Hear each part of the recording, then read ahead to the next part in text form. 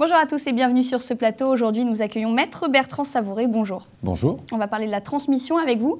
Alors, les donations graduelles et puis les donations résiduelles sont des catégories particulières du don. Quelles sont-elles concrètement ? Alors, ce sont effectivement des catégories particulières de libéralité qui ont été mises en place par la loi du 23 juin 2006, donc c'est assez récent, et dont la caractéristique essentielle, c'est de désigner dans une même donation deux bénéficiaires qui se succèdent, donc successifs.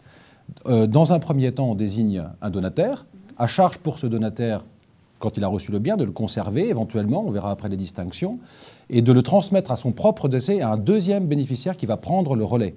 Donc ça permet d'assurer une transmission sur plusieurs générations ou sur un temps beaucoup plus long que les donations traditionnelles. Alors sur le plan fiscal, est-ce qu'elles sont intéressantes ?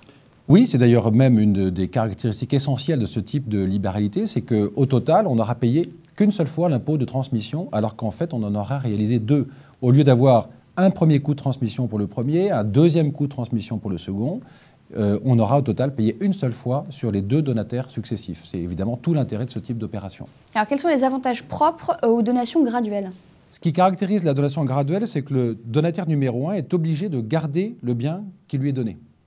C'est-à-dire que le second est assuré de recevoir le bien.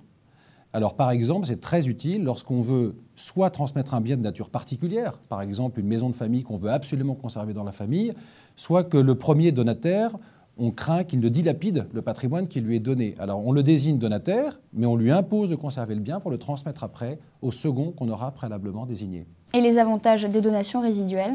Alors, contrairement à la donation graduelle, la donation résiduelle, comme son nom l'indique, le second donataire ne recevra que ce qui reste, c'est-à-dire le résidu. C'est-à-dire que le premier donataire a le droit de vendre le bien et d'en disposer s'il le souhaite. En revanche, s'il n'en a pas disposé, le second le récupérera à son tour. Et on utilise ce type de disposition, par exemple, lorsqu'on donne à deux enfants et que l'un des enfants n'a lui-même pas d'enfant. Donc, on décide par avance qu'au moment de son décès, ce qui restera de la donation sera transféré à ses neveux et nièces, par exemple, dans des conditions fiscales favorables. Merci Maître pour vos explications. Et puis la transmission, ça reste un thème au cœur de l'actualité car c'est le sujet du 108e Congrès des notaires de France. À très vite sur ce plateau.